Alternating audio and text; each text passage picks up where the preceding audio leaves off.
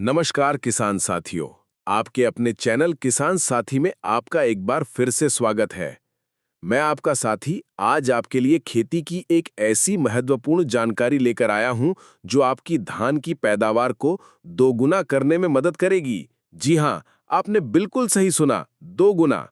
हम बात कर रहे हैं धान में बाली आने के बाद पानी के सही प्रबंधन की। अक्सर किसान भाई इस चरण में छोटी-मोटी गलतियां कर जाते हैं, जिसका सीधा असर उनकी पैदावार पर पड़ता है। लेकिन आज मैं आपको कुछ ऐसे अचूक तरीके बताऊंगा, जिन्हें अपनाकर आप न केवल अपनी पैदावार बढ़ा सकते हैं, बल्कि अपनी मेहनत और लागत का भी पूरा फायदा उठा सकते हैं। तो बिना किसी देरी के चलिए शुरू करते हैं आज की ये बेहद खास और महत्वपूर्ण जानकारी। इस वीडियो को अंत तक जरूर देखिएगा, क्योंकि इसमें बताई गई हर एक बात आपकी खेती के लिए बेहद फायदेमंद साबित होगी। किसान भाइयों, धान की फसल में बाली निकलने का समय सबसे महत्वपूर्ण होता है। ये वो चरण है जब पौधे अपनी पूरी ऊर्जा दानों को भरने में लगाते हैं। इस समय पानी का सही प्रबंधन न केवल दानों के आकार, वजन और गुणवत्ता को प्रभावित करता है, बल्कि ये सीधे तौर पर आपकी कुल पैदावार को भी निर्धारित करता है। अगर इस समय पानी की कमी हो जाए या फिर पानी बहुत ज्यादा भर जाए, दोनों ही स्थितियां फसल के लिए नुकसानदायक होती हैं। इसलिए आज हम जानेंगे कि बाली आने के बाद हमें पानी का प्रबंधन कैसे करना चाहिए ताकि हमारी पैदावार दोगुनी हो सके। सबसे पहले और सबसे महत्वपूर्ण बात, बाली निकलने से लेकर दाना भरने की अवस्था तक खेत में लगातार नमी बनाए रखना बेहद जरूरी है। इस समय खेत को सूखने बिल्कुल न दें। अगर खेत सूखता है तो पौधों को तनाव होता है और वे पर्याप्त पोषक तत्व ऊपर नहीं खींच पाते, जिससे दाने हल्के और छोटे रह जाते हैं। दानों का भराव ठीक से नहीं हो पाता है, जिससे पैदावार में भारी कमी आती है। लेकिन इसका मतलब ये भी नहीं है कि आपको खेत में हर समय गहरा पानी भरकर रखना है। गहरा पानी भरने से भी कई तरह की समस्याएं उत्पन्न हो सकती हैं, जैसे कि पौधों का गिरना यानी लॉन्जिंग, जड़ों को पर्याप्त ऑक्सीजन न मिल पाना और कुछ पोषक तत्वों का लीचिंग के जरिए बर्बाद हो जाना। इसलिए पानी का स्तर नियंत्रित रखना बहुत महत्वपूर्ण है। बाली निकलने की अवस्था में आपको खेत में 2 से 3 सेंटीमीटर पानी बनाए रखने का प्रयास करना चाहिए। ये स्तर पौधों की जड़ों को पर्याप्त ऑक्सीजन भी देगा और मिट्टी में नमी को भी बनाए रखेगा। जब आपको लगे कि पानी कम हो रहा है, तो तुरंत खेत में हल्का पानी लगा दें। ये प्रक्रिया आपको तब तक दोहरानी है जब तक कि दाने पूरी तरह से पक न जाए। धान में पानी के प्रबंधन का एक और महत्वपूर्ण पहलू है वेटिंग एंड ड्राइंग विधि का उपयोग करना। हालांकि बाली आने के बाद इस विधि का उपयोग थोड़ी सावधानी से करना चाहिए। वेटिंग एंड ड्राइंग का मतलब है कि आप खेत में पानी लगाते हैं, उसे कुछ दिनों तक सूखने देते हैं, यानी जब तक खेत में हल्की दरारें न पड़ जाए, और फिर से पानी लगाते हैं।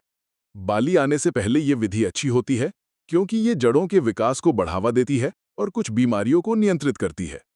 लेकिन बाली आने के बाद इसे बहुत हल्के ढंग से अपनाना चाहिए, यानी खेत को पूरी तरह से सूखने न दें, बस पानी का स्तर कम होने दें और फिर से भर दें।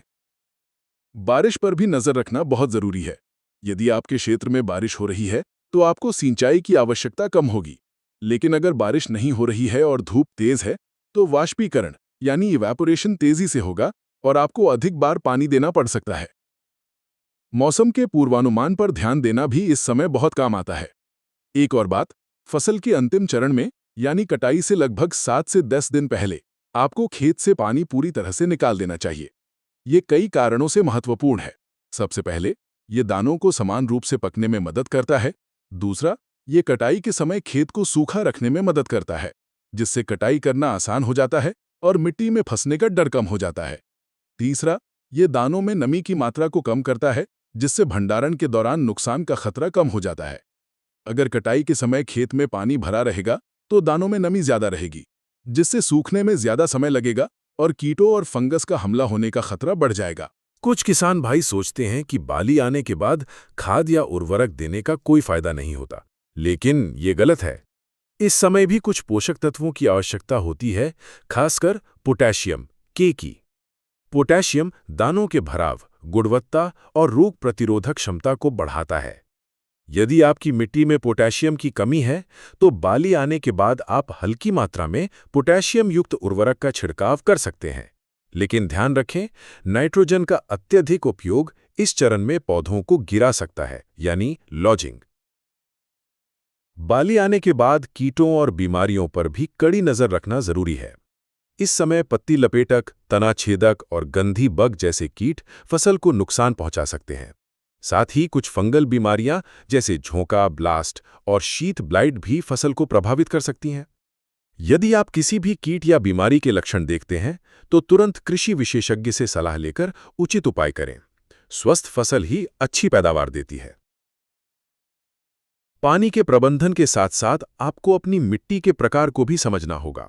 रेतीली मिट्टी में पानी जल्दी रिस जाता है, इसलिए उसमें अधिक बार सिंचाई की आवश्यकता होगी। जबकि भारी चिकनी मिट्टी पानी को लंबे समय तक रोक कर रखती है, इसलिए उसमें कम सिंचाई की आवश्यकता हो सकती है। अपने खेत की मिट्टी के अनुसार पानी का प्रबंधन करें। एक और छोटा लेकिन महत्वपूर्ण सुझाव, अपने खेत के मेड़ों को हमेशा मजबूत रखें। टूटी हुई मेड़ें पानी के रिसाव का कारण बन सकती हैं, जिससे आपको बार बार सिंचाई करनी पड़ सकती है और पानी की बर्बादी भी होगी। मजबूत मेड़ें पानी को खेत में बनाए रखने में मदद करती हैं, जिससे पानी का कुशल उपयोग होता है। बाली आने के बाद सुबह के समय खेत का मुआयना करना बहुत फायदेमंद होता है। सुबह के समय ओस और नमी की स्थिति से आपको पता चल जाएगा कि खेत को कितनी जल्दी पानी की आवश्यकता है। यदि सुबह पत्तियां मुरझाई हुई दिखें, तो ये पानी की कमी का संकेत हो सकता है और आपको तुरंत सिंचाई करनी चाहिए। तो किसान साथियों, ये थे कुछ ऐसे महत्वपूर्ण बिंदु जिन्हें अपनाकर आप धान की फसल में बाली आने के बाद पानी का सही प्रबंधन कर सकते हैं और अपनी पैदावार को दोगुनी कर सकते हैं। याद रखें, खेती में कोई भी छोटा सा बदलाव आपकी पैदावार में बड़ा अंतर ला सकता है। इसलिए इन बातों को ध्यान में रखें और अपनी फसल की अच्छी देखभाल करें। आज की ये जानकारी आपको कैसी लगी, हमें कमेंट बॉक्स में जरूर बताइएगा। अगर आपके कोई सवाल हैं तो वे भी पूछ सकते हैं। हम आपकी मदद करने के लिए हमेशा तैयार हैं। अगर आपको ये वीडियो पसंद आया हो तो इसे लाइक करना और अपने दूसरे किसान भाइयों के साथ शेयर करना न भूलें। और हाँ, अगर आपने अभी तक हमारे चैनल किसान साथी को सब्सक्राइब नहीं किया है तो अभी सब्सक्राइब कर लें और बेल आइकन को भी दबा दें, ताकि खेती किसानी से जुड़ी ऐसी महत्वपूर्ण जानकारी सबसे पहले आप तक पहुंचती रहे। हमेशा याद रखिए, किसान साथी आपके साथ है हर कदम पर। अगली बार फिर मिलेंगे एक नई और महत्वपूर्ण जानकारी के साथ। तब तक के लिए अपनी फसलों का ध्यान रखें और खुश रहें। राम राम।